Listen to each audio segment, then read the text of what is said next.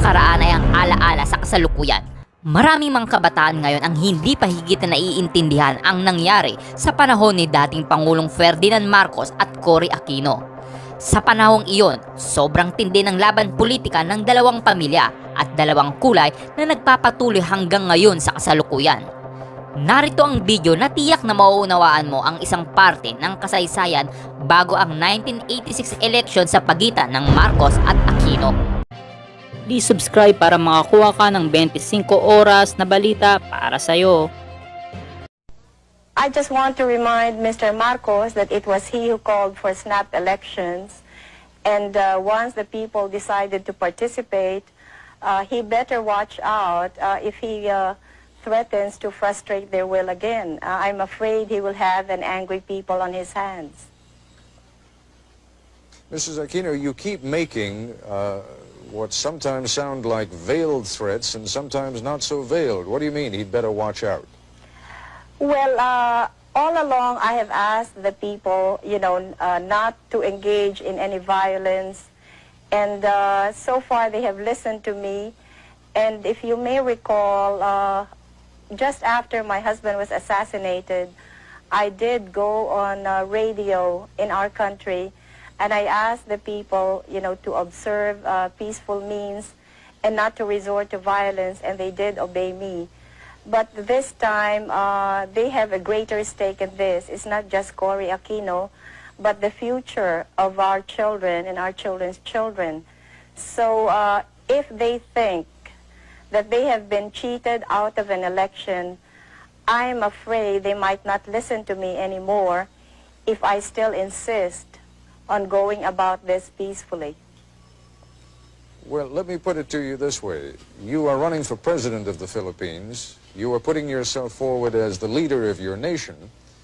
And now, if I understand what you're telling me correctly, you're saying if the election doesn't go the right way, you may not be able to control even your own followers. That doesn't speak very well for your ability to be able to run the country. Well, Ted, the people who are with me now are so convinced that I will win. And if Marcos resorts to terrorism or to gross cheating, then the people who have supported me may finally think that the electoral process is just not advisable anymore. Are you raising the specter, the possibility of something approaching even civil war?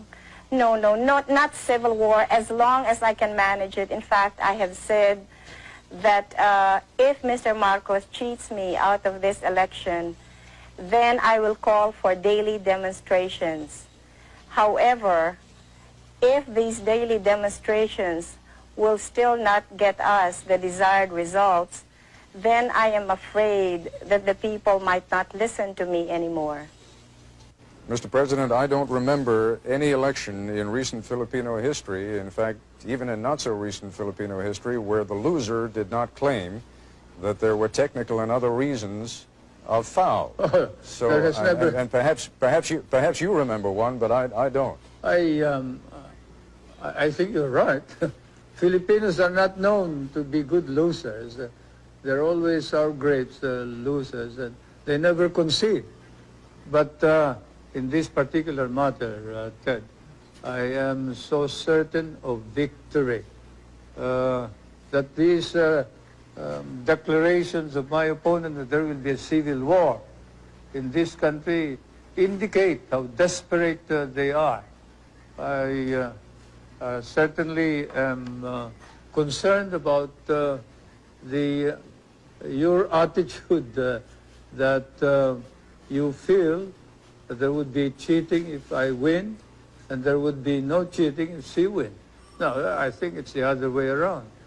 I realize it is a hypothetical question, but in every election, someone has to win, someone has to lose, and I wonder if you would address the hypothetical question, though. If you lose, will you stand down? I have never thought of it, but certainly if there is no question which nullifies the results of the election, as I said, I will perform my duty as president in accordance with law. Your claims and the claims of your supporters that you are so highly decorated are fabricated claims. I don't think that that is the story. It's a story about my guerrilla group. It's not about the medals. Even here, when a case of libel was filed, the publisher here did not question those medals. It's only you, Americans, who question it. I am not going to degrade myself by talking about those medals. If the American government wants them back, they can have them back. It's a good thing that we did not burn them. It's a good thing that we did not burn them at the end of the war, when you refused to give us our back salaries and refused to recognize all of us, and we were not entitled to education benefits, we were not entitled to medical benefits. But I was one of those who stopped our people from turning communist, especially the veterans, because we did not fight for communism, we fought for freedom. Now I wonder whether we also fought for the Americans and the American flag, to which we had sworn when MacArthur inducted us into the USAFE. I have no regrets, however, about having fought in Bataan. I have no regrets about fighting beside American soldiers. I have no regrets about fighting under American officers. And probably if our country were ever to be attacked again, I would do the same thing. But I would certainly raise some questions about the conduct of the American government in relation to the veterans of the last war. I am certainly very disappointed. Mr. President, the question is not raised about the courage of Filipinos who fought against the Japanese during the Second World War. But the question, as you know, and you know this is not something I'm making up, you have seen those newspaper articles yourself and you have seen some of the documents, suggests that the guerrilla group that you claim to have led, in fact, either did not exist at all or was just a tiny group that played no major role. Then why is it recognized by the intelligence officer of General MacArthur in a paper which is certified too by the head of the archives of the United States? Now look, I don't want to talk about this anymore. If you do, I'm going to walk out.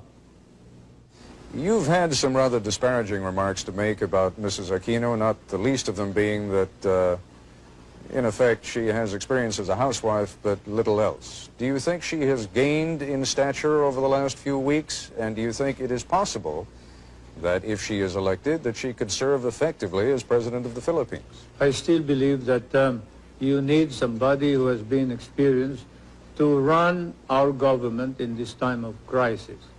I have nothing against her, but certainly when, say, your son is sick and he needs an operation or he needs the expertise of a good doctor, you don't pick just anybody who has honesty and sincerity in order to cure your son. In that situation where she has no experience whatsoever is something that we have to accept and admit realistically that she had the the nerve to run without any experience whatsoever, as she admitted, and it's not me who has said that she is inexperienced, it is her who said, what do I know about running a government?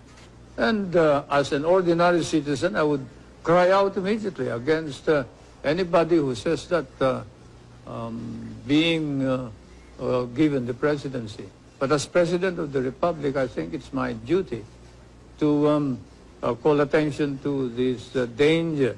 I know that you made a great deal, and it is an excellent rhetorical device of saying, yes, you are inexperienced. You are inexperienced in corruption. You are inexperienced in crime. You are inexperienced in dictatorship. But let's be candid about it. You are also inexperienced in leadership. Now, there is a difference even between running a campaign as the widow of a martyred and beloved leader and running a country that is, as you yourself have pointed out, in a great deal of trouble. To those who are neutral about you, what do you say about your lack of experience? Well, more than experience, I think it is credibility that counts. And the truth of the matter is that the Marcos government has lost all credibility. and no way can Mr. Marcos possibly lead our country back to recovery because the Filipino people no longer believe in him. I realize that I am inexperienced, but as Mr. Marcos himself confessed, it took him 6 months to learn how to be president. And I guess I can do the same thing. As we all know, there is no school for presidents, so I don't think that should be a point against me. Your own George Washington definitely had no experience either. It is possible that he had no experience as a president, but he certainly had some experience in leadership when he became president. And you are trying to become now the leader of a fractured country, the leader of a country that has enormous economic problems, the leader of a country that is rife with corruption, as you yourself have said, the leader of a country that has so many problems that one wonders how even the most experienced leader would be able to take care of them. I don't mean to harp on it, but it is the central issue of the campaign against you. And what I would like you to focus on for a moment is not you simply as an alternative to President Marcos, but you on your own merits. I realize how many people may think that I am not, the perfect solution to everything, but let's just say I am the best available solution to our problem. There are a great many people within your own coalition, within your own party right now, who see you as a useful device for getting rid of President Marcos, but who may have plans of their own for then shuttling you aside and having used you, then taking over power themselves. How would you prevent that from happening? Nobody can use me, and I showed this very clearly when I insisted that I would be the presidential candidate. I mean, if people wanted me to defeat Marcos, they would have to do it my way. And you can ask the politicians, the leading politicians in the opposition, how I was able to get all of them to agree that I would be the presidential candidate and not anybody else. Otherwise, we would have had 2 candidates instead of just 1. Again, Mrs. Aquino, the point I'm making is that I can see why they would be willing to stand aside for the immediate goal of getting President Marcos out of the way. But now we're talking about real power. Now we're talking about the power of governing and leading the Republic of the Philippines. And my question is, are you confident that you can continue to rule even when some of these people are going to be trying to take power away from you? Yes, I'm very confident of that because there were no deals involved when I ran for president. So nobody has a hold on me. I am my own person. I intend to continue being that kind of person. As I said, I don't owe anybody any favors.